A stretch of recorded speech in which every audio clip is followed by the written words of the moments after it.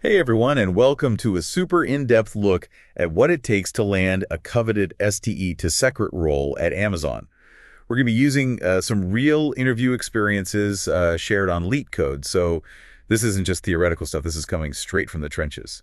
Yeah, these firsthand accounts, they're really valuable because they give you a view into what it actually takes to be successful. And not just the technical skills, but also how Amazon's famous leadership principles play a role in the whole thing. Those leadership principles, or LPs, as I've heard people call them, they seem to be a pretty big deal.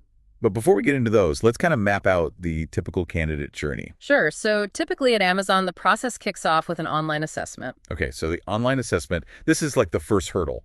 What should people expect there? Yeah, you're likely to get a couple of coding questions to gauge your grasp of algorithms and data structures, but it's not just about coding. You'll likely also run into some behavioral and system design questions as well, usually in a multiple choice format. Oh, wow. So they're looking at the bigger picture, even in the initial screening. Exactly. They want to get a sense of how you approach problems, how you think about systems, and even your work style. Some folks even mention work simulation scenarios and work style surveys during this stage. So it's not just can you code, but can you function in a real world environment? Exactly. It's about showing you have the potential to be a well-rounded Amazonian. Now, these leak code discussions included some specific coding challenges from this online assessment. What were some that really jumped out at you? So a few things stood out. The first was the range of difficulty. Some people faced pretty easy challenges like maximum quality, but then others got hit with some pretty hard ones like maximum frequency deviation of substring, which really tests your optimization skills. That makes sense. They probably want to see how you perform at different levels of difficulty. What other types of coding challenges did they mention? Well, quite a few candidates talked about questions that involved working with streams of data, which is pretty relevant to how Amazon systems handle real-time information. So for example, some were asked to find the unique number in a stream of numbers that are pairwise duplicate with a time complexity of log n.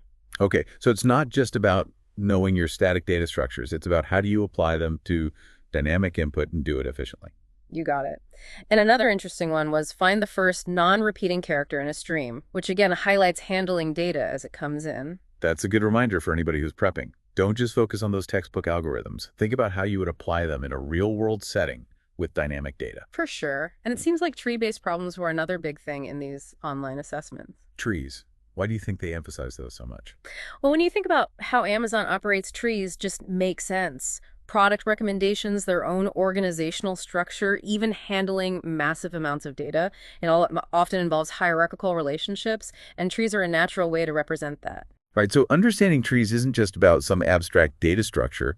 It's about being able to think in terms of the systems that Amazon actually builds. You got it. Some of the examples people mentioned were things like find max pages read, max deviation among all substrings, even a few involving tree traversal and manipulation. Okay, so we've got a pretty good handle on the online assessment now. What happens after someone clears that first hurdle? Well, that's when you move on to the on-site rounds. And that's where we really start to see the depth and breadth of what Amazon's looking for. Okay, I'm all ears. Tell me more about these on-site rounds. Okay, so think of the on-site rounds as a deep dive into your skills and whether you're a good fit. They usually involve a mix of coding interviews, design challenges, and then those leadership principle discussions. And I'm assuming these on-site rounds could be virtual too, right? Not necessarily in person. Yeah, that's right. The format can definitely vary, so it's always best to check with your recruiter beforehand. Good point. Good point. Now let's talk about those on-site coding challenges. I'm sure everyone's wondering what they might face. Well, one thing that stood out from these leak code discussions was that while coding challenges still really focus on your algorithms and data structures knowledge, the difficulty can really range quite a bit. Okay, so it's not just about knowing the concepts. It's about applying them under pressure and maybe even to problems you've never seen before. You got it. So to give you an idea, one candidate was asked to print level order traversal of in-uri tree in spiral order. Another had to implement string compression algorithm. Okay, so those sound like fairly classic coding interview questions. Anything particularly memorable or unique come up? Let me think. Quite a few candidates mentioned those questions involving streams of data again. Like, for example, find the unique number in a stream of numbers that are pairwise duplicate, but this time with the added constraint of solving it in log time. Or find the first non-repeating character in a stream. These really test your ability to handle dynamic input and think about space complexity. Right. So again, it's not just static arrays and algorithms. It's how does your code handle data Oh, that's constantly changing? exactly. And that's just the tip of the iceberg in terms of the variety you might face. Other examples include join the nodes of the same level using a next pointer, find the maximum in a sliding window, even a straightforward topological sorting question. Wow, that's quite a mix. It seems like preparing for these on-site coding rounds would mean revisiting a whole range of algorithms and data structures. You're absolutely right. It's not just about memorizing solutions. It's about really understanding those underlying concepts and being able to adapt them to different problem scenarios. Oh, and don't forget those leadership principles we talked about earlier. Those come into play in these rounds as well. Right, the LPs. I am really curious to dive deeper into those, but before we do, let's unpack these coding challenges a bit further. Our sources include a ton of examples, and I think it'd be helpful for everyone listening to get a sense of the variety and maybe identify some patterns. Sounds good to me. All right, so buckle up, everyone. We're about to go on a coding challenge spree. Let's do it. All right, so let's start with some challenges that you might actually find on LeetCode. Things like https.leetcode.com/problems sliding window maximum or concatenated words problem. These really test your ability to put those well-known algorithms and data structures to work. Yeah, those are good ones.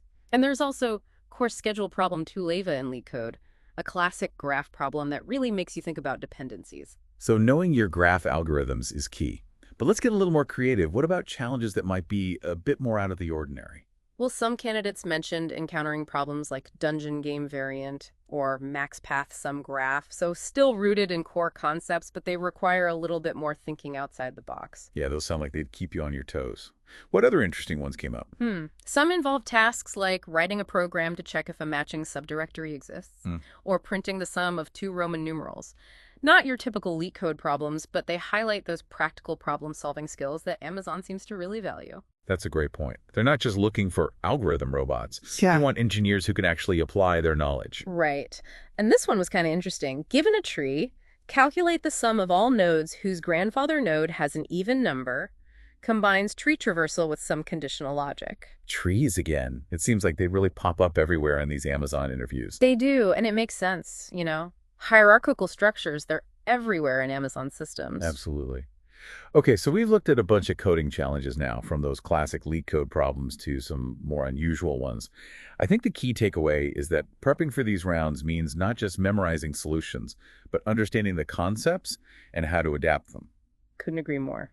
Now, before we get to those leadership principles, I want to shift gears a bit and talk about the design rounds. It's clear from these discussions that Amazon puts a lot of emphasis on design, both high level and low level. Absolutely. It's where you can think beyond just single algorithms. You get to consider how whole systems are built and how they work together. Now, for those who might not be familiar, can you explain what we mean by high level versus low level design? Sure. So high-level design, that's all about the system architecture. Imagine you're asked to design a system to handle like millions of users buying things on Amazon every minute. You need to think about how to distribute the load, how to keep the data consistent, how to optimize for performance and reliability. So you're basically like the architect of this massive, complex system. What kind of considerations go into that? We got to think about scalability, like how's the system going to handle more and more traffic and data? Reliability, what do you do to prevent downtime and keep the data safe? Performance, how do you make sure the system is fast and responsive? That's a lot to juggle. It is, but it's also really exciting. High-level design is where you get to get creative and show you can think about systems at a massive scale. I can see why Amazon cares about that so much. What about low-level design? How's that different? Low-level design is more about the details of how you'd actually implement one specific part of the system. It's where your object-oriented design skills really matter. You're thinking about classes, interfaces, data structures, how to make your code modular and easy to maintain. So if high level is the big picture, low level is zooming in and making sure those pieces are well crafted. Exactly. And both are equally important for building systems that are robust and can grow. Now, these LeetCode discussions had some really interesting examples of design prompts that candidates actually faced. What were some of the highlights for you? Well, this one comes to mind immediately. Design a Google photo system with minimal cost and low latency. A great example of a high-level design challenge. You have to think about those trade-offs: efficiency, the user experience. Right. Storing and serving photos to millions of users, that's a huge task, especially when you add in cost and speed. What other design prompts did they mention? Some focused more on specific Amazon services. So, for example, one person was asked to design Amazon lockers. Another one had to tackle design a system that can send email notifications in bulk. Okay, so very real-world Amazon-specific problems. hmm It sounds like they want to see how you would handle challenges that they actually deal with. Absolutely. And some were even broader, like design make my trip or design a system for bidding and auctioning anything on Amazon. Those really require understanding how different parts of a system fit together. Wow, those are some tough prompts. Sounds like Amazon really wants to see how you think through those complex problems and come up with creative solutions. Definitely. And it's not just about having the right answer. It's about showing your thinking process, your choices, and how you justify them. So it's not just about knowing the answer, it's about how you get there. You got it. And even in these design rounds, remember, those leadership principles are still important. They're always in the background. All right, the LPs, we've talked about them a bit already, and I'm really eager to dive in. But before we do, I think it'd be good for everyone listening to get a few more examples of those design prompts. The ones you mentioned are fascinating, but I have a feeling there are more gems in these discussions. Yeah, me too. The more examples people see, the better prepared they'll be. All right, so let's hear a few more of these design challenges. What else caught your eye? Well, there was this one, design a dashboard displaying all the running flights over a world map. That's a system that needs to handle real-time data, visualize complex info, and maybe even handle lots of users at once. That's a cool one. I'd love to see how people approach the UI/UX side of that challenge. For sure. And then there was design a ticket resolution system for a big e-commerce company. Really shows how important it is to understand customer support and how to build a system that's good for both the agents and the customers. Okay, very practical, very grounded in what it takes to run a big e-commerce site. What other design prompts stood out to you? Some were more focused on specific technical ideas, like design LRU cache or design a job scheduler. These test your knowledge of common building blocks and how to make them work well. Right, those sound like classic system design interview questions. Anything else that surprised you or you thought was especially challenging? Well, one that definitely made me think was update Mars rover. Not totally sure what they were going for there, but it definitely makes you think outside the box. Update Mars rover. That's wild. I wonder if it was more about problem-solving communication, maybe even showing you're passionate about space. Who knows? It definitely makes things interesting. It does. Okay, so we've gone through a wide range of design prompts now, from photos and flights to resolving tickets and maybe even updating a Mars rover. The key takeaway is that prepping for these rounds means not just memorizing patterns, but understanding the principles of good design and being able to apply them creatively. Totally agree. Being flexible, adapting, and having a passion for problem solving, those are just as important as the technical stuff. Now, I know we've been dancing around those famous leadership principles. I think it's finally time to tackle them head on. I'm ready when you are. Let's dive into the world of Amazon LPs. All right, let's do it. Okay, so we talked about the technical stuff, the coding, the design challenges. But as we've been kind of hinting at throughout this whole conversation, there's this other layer to the Amazon interview experience, the leadership principles, the LPs. Yeah, and they're not just some like quirky Amazon thing. These LPs, they're really at the heart of their culture, you know? They use them to see if you would actually do well there, if you fit with their values. It's about finding people who are not only good technically, but who also embody the way Amazon works. It's interesting because so many companies talk about culture fit, but Amazon really seems to take it to a whole other level with these very specific principles. They do. And from what we're seeing in these leak code discussions, the LPs are a part of every single interview round. From the online assessment to the very last interview with the hiring manager or even a bar raiser. So for our listener who's probably thinking, okay, I got to get these LPs down, where do they even begin? Well, the first thing is to really understand what each principle actually means. Don't just memorize the words. Think about how they translate into real behaviors and decisions. So it's not just saying I'm customer obsessed. It's about showing how you've actually been customer obsessed. Exactly. And that's where storytelling is super important. Have a few stories ready to go, each one showing how you've lived out a specific LP. These lead code discussions have some interesting LP-related questions. Any that stand out to you? Let me think. There were definitely a few that get at how Amazon operates. Like, tell me about a time when you weren't satisfied with the status quo. That really gets at their principle of invent and simplify. So it's about showing you're not afraid to challenge things to find a better way. Right. Another one was, tell me about a time where you had to persuade your coworkers. That goes to their principle of earn trust, all about building consensus and influencing people. It's interesting how these questions aren't technical at all, but they really tell you a lot about someone's work style and how they would fit into Amazon's collaborative environment. For sure. And they make you really think about those situations where you've had to deal with teams resolve conflict, make hard decisions. Now, some of these LP questions could be kind of tricky, like what about the person who was asked, how do you assess your current boss? Which area does he need to improve? That's a pretty sensitive topic. Yeah, it is.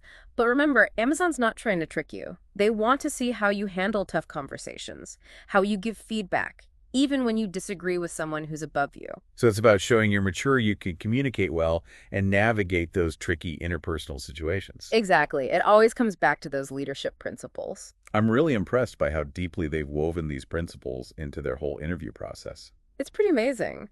Really shows how committed they are to finding people who are not just technically skilled, but who also really fit their culture. So to wrap things up, we've covered a ton today. The coding, the design challenges, and of course those all-important leadership principles.